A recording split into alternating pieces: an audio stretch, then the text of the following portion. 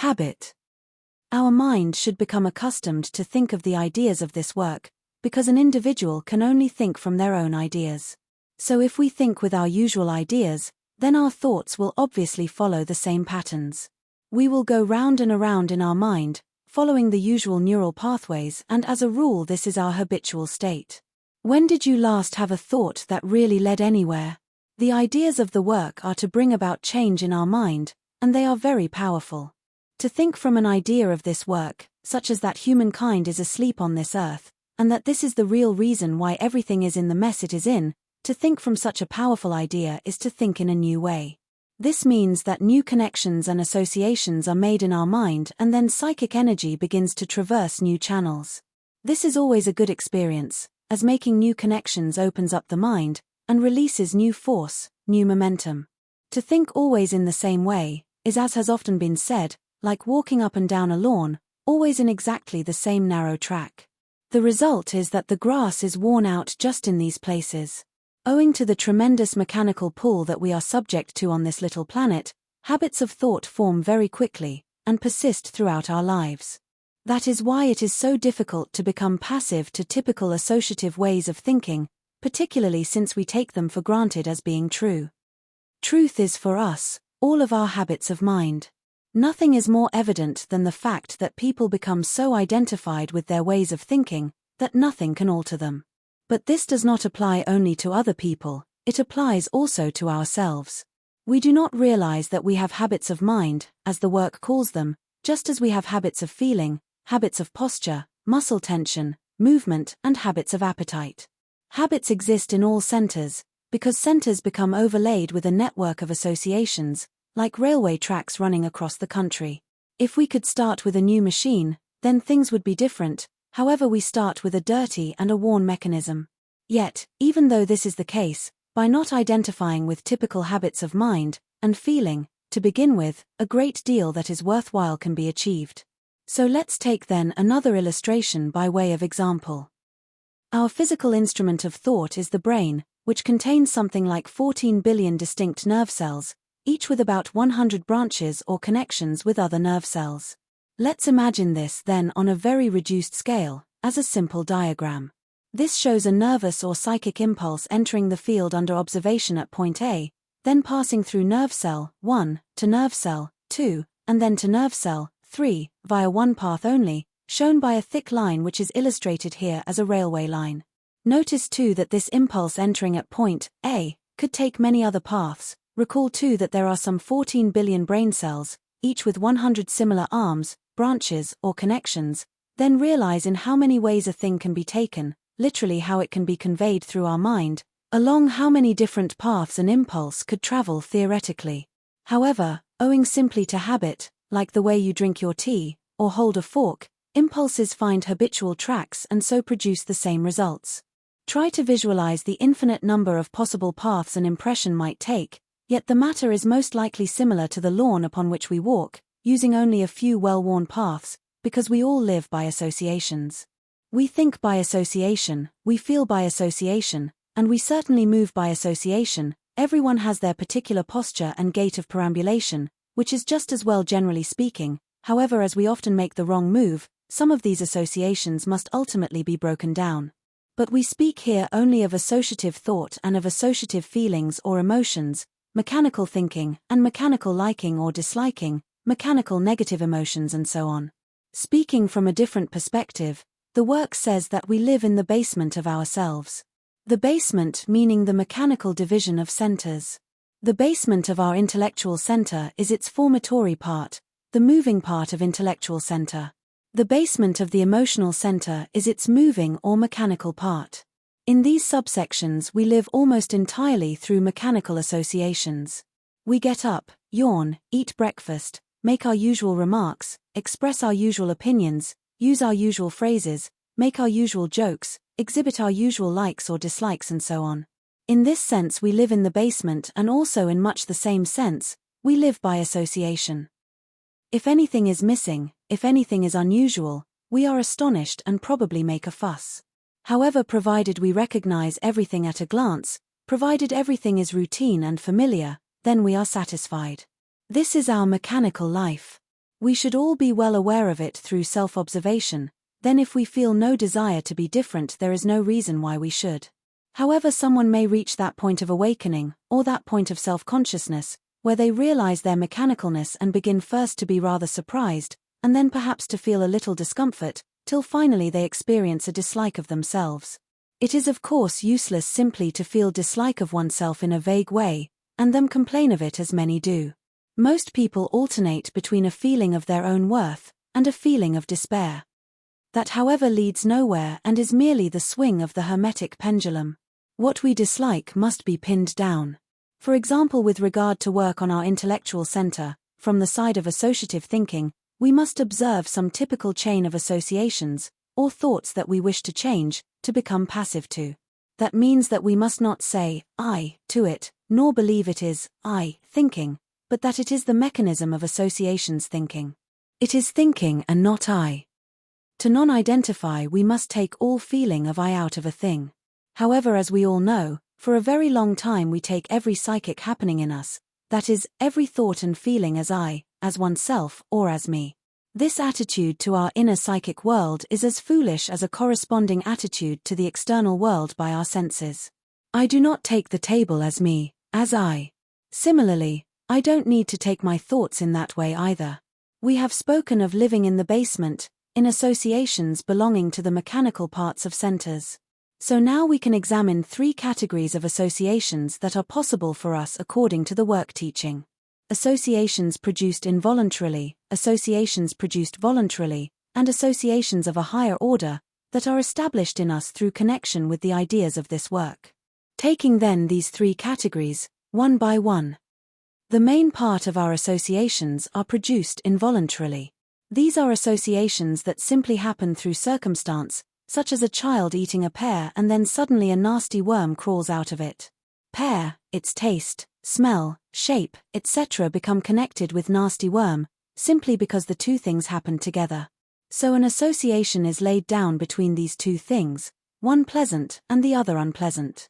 If the same experience happens again, it is probable that one will never like pears very much, and that will be due entirely to a path of associations laid down involuntarily, mechanically, and the object pear will invoke the object worm automatically. Pavlov's dogs were trained to salivate at the sound of a bell, anticipating dinner and a daily meal. A secretary on hearing the word pear may automatically add the word worm. Or more strictly, the sight of a pear will start a disk turning that will automatically start another disk turning, upon which is recorded the memory of worm. The point is that it is all mechanical, a piece of mechanicalness that was formed involuntarily. It can also be added here that a great many illnesses are due to involuntary associations that become habitual and therefore psychosomatic. To move on then to the next class of associations, namely voluntary. To this class belong the associations formed in our machine by training of all kinds. These associations are not involuntarily laid down, but are imprinted voluntarily, although they may also be mixed with involuntary associations. A person who is taught to read and write has a special and very complex set of associations laid down in them voluntarily, partly through the will of another, and partly by their own will. Someone who is taught to ride or skate has again voluntary associations connected with moving center. An individual who becomes a mathematician has similarly very complex voluntary associations formed in their mind over a long period that they have deliberately acquired. Briefly speaking then, all education is to lay down associations that are voluntarily formed, but these are not necessarily so formulated. They may be partly laid down unconsciously, or involuntarily formed. However, if one labors at learning something and uses their directed attention, then voluntarily formed associations are laid down in them.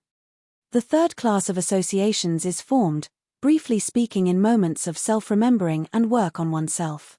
When someone sees both into themselves and into the object, or sees themselves and the other person simultaneously, then the results of this higher psychic activity form associations of their own class. In giving this brief outline, the terms involuntary and voluntary have been used with regard to associations. Strictly speaking, it should have been termed associations formed by involuntarily perceived impressions, and associations formed through voluntarily perceived impressions.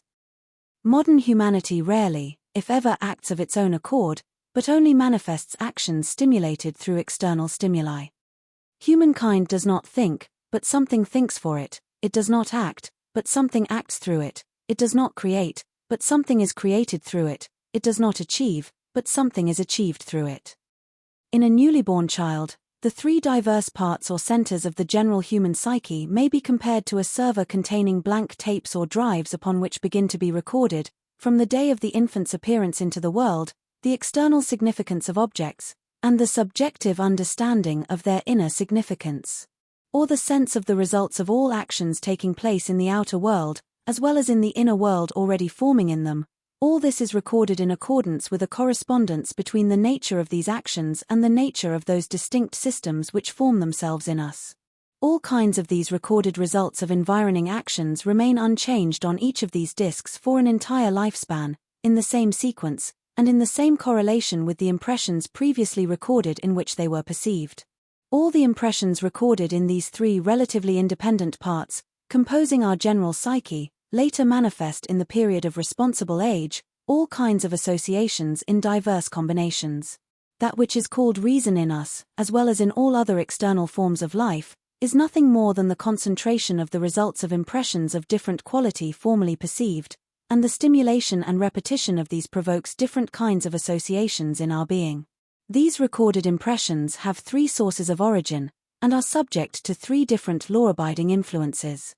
One category of associations is formed by impressions perceived involuntarily, and coming directly from the outer world as well as springing from our inner world, as a result of certain previous, constant and automatically repeated associations. The second category is formed through voluntarily perceived impressions, either springing from the external world or crystallizing in our inner world by means of deliberate active thinking and verifications of reality. The third category originates from a process known as the transformation of impressions, where impressions of all kinds, whether arising without or within, are consciously perceived and related with similar impressions, already recorded, then connected with their right centers. As long as a person takes what they observe as themselves, they cannot separate from it. It is like standing on a plank and trying to lift it. To take what you observe in yourself as yourself, is to identify with it. Then you cannot change. For a long time we are asleep to the significance of self-observation and its real goal, which is inner separation. However, if everything inside, in the psychic world of yourself, to which only you have direct access, is forever turning and turning, and you take it all as yourself, then you have not begun the journey to find yourself, which you lost. Let's then ask the question, why is it so difficult to establish a work relationship with yourself? Because everything in us is taken as one, as I. This is our strongest illusion, and day after day it defeats the action of the work upon ourselves.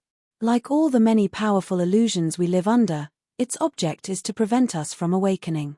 Yet what does the work, which tries to awaken us, say insistently about our state of being?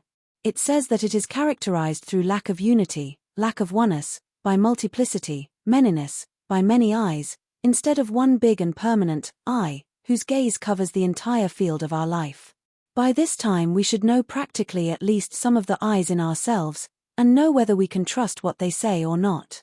It is very easy to fall among thieves, who not only steal from us but actually harm us, leaving us for dead, like the man who went down from Jerusalem to Jericho and fell among thieves, which stripped him of his raiment and wounded him, then departed, leaving him half dead. See Luke, chapter 10, verse 30.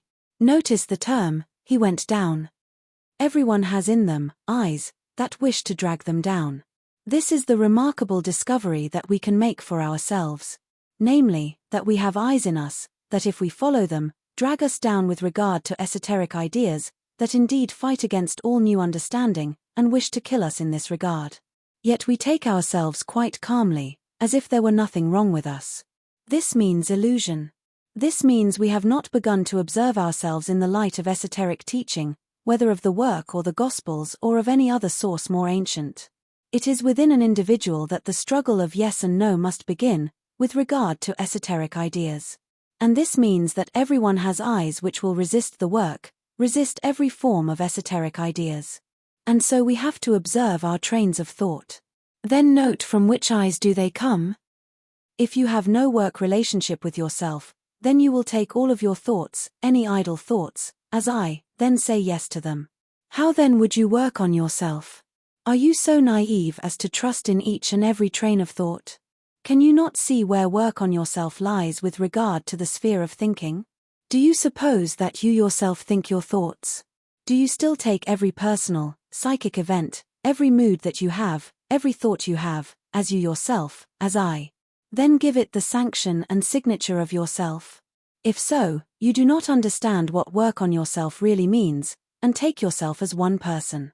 You are trying to do this work without even starting to do it, without even seeing where it starts. You are like some kind of dung beetle continually rolling up masses of negative filth and storing it up in the cupboards of your mind as your personal possession. Why should you go with all your thoughts? Why believe in them when they originate in negative eyes? Why follow so intently, chain after chain of negative thinking as if it were all you, all I, myself thinking, when you only have to wake up a little, and realize that you need not take these thoughts as you, that you need not go in all those directions? We looked previously at being passive to thoughts, and noted that it would be useful if we could realize what this means every day. Once this part of the work is realized practically, it is like pure magic. We suddenly wake up out of a train of evil negative thoughts, and realize that we need not wallow in them. We can separate from them, as if getting out of a mire into which we've sunk. Which is wonderful, but who really knows this yet? If one still loves negative states before all else, one certainly will never know it. We need to accept that we have many eyes in us that are against this work. If not, there would be no basis for personal work. Whatever you gain through the work is therefore individual, the result of your personal struggles. If you simply accepted the work, then nothing could happen. If you record all the teaching of the work in notebooks, in beautiful typed manuscripts, or on a cloud drive, then work for you has not yet begun. No change will take place, because it is like a chemical change. A salt is made from two opposite elements, which are psychological: life and work. So we need to understand that the work sets up a struggle between opposites which grows and grows in strength, between eyes that wish to work and eyes that do not. Purely life eyes do not desire this work, and they are the cleverest eyes of all in us. Remember that it is mentioned in ancient esoteric literature, as well as in Luke chapter 16, verse 8, that the children of this world are in their generation wiser than the children of light. This refers to eyes in us. Life eyes are cleverer than work eyes. So our negative emotions and thoughts appear cleverer than anything else, at first. Some of us know how very plausible some eyes can be, how they begin to advance arguments in our minds, and apparently wish to assist us. Such eyes are self-justifying eyes, of which we have a great number. These eyes appear often like one's reasoning power, and, like bad lawyers, they always start from something that is not quite true. Suppose that you met a person who told lies. At first you would not realize how they speak, but after a time you become more wary, and then realize they are liars, so what they say cannot be trusted. However, when we are asleep, when we are taking ourselves for granted, then eyes of this kind that are inveterate liars continually take charge of us and of our thoughts. They twist them into all sorts of false patterns and false associations. This makes, as it were, a kind of mess in us, and if it goes on long enough, the whole of our mind becomes poisoned and cannot think clearly about anything. It is necessary to see and to observe lying eyes, as we have so many of them. They are continually distorting everything. However, once we begin to see them, we can notice how they are weaving their material, and we need not go with them, need not believe them, need not take their inner talking as truth, and this reality is magic. We shake ourselves, as it were, like a dog coming out of the water, to get rid of the whole thing instantly. We feel at peace, that something has happened inside which is quite wonderful, that we have escaped from some danger that we never realized before. Try therefore to see different eyes and what they say with regard to this work, with regard to esoteric ideas as distinct from life ideas. Then remember that if we cannot see this struggle in ourselves, if we identify with every train of thought, with every kind of inner talking, with every mood, then we do not as yet appreciate what this work means practically. We'd simply say, I feel negative towards the work. Which means that we take ourselves as one thing, as one mass, which is sometimes negative, sometimes positive, and in that case we'd get nowhere. It also means that we do not understand what it means to observe ourselves, and do not notice different eyes within us. In that case we will always be identified with our state, and will always say, I, to any state of ourselves. How then will we realize what it means to transform our states? As we will be them and therefore incapable of separating from them, so that our states, and the fact that we are identified are the same. So we are one by identifying, and everything is us. Many people think that self-observation consists simply of noticing that we feel moody, that we feel unwell, that we feel negative or bored, gloomy or depressed and so on. However, this is not self-observation. Self-observation begins with the establishing of observing I in our own inner world. Observing I is not identified with what it observes. When we say, I am feeling negative, we are not observing ourselves. We are our state. We are identified with our state. There is nothing distinct in us that is standing outside our state, something that does not feel our state, something that is independent of it, and is looking at it dispassionately, something that has a quite different feeling from our state. If we say, I wish I were not negative, this is quite useless because it is I speaking the whole time. We are taking ourselves as one mass.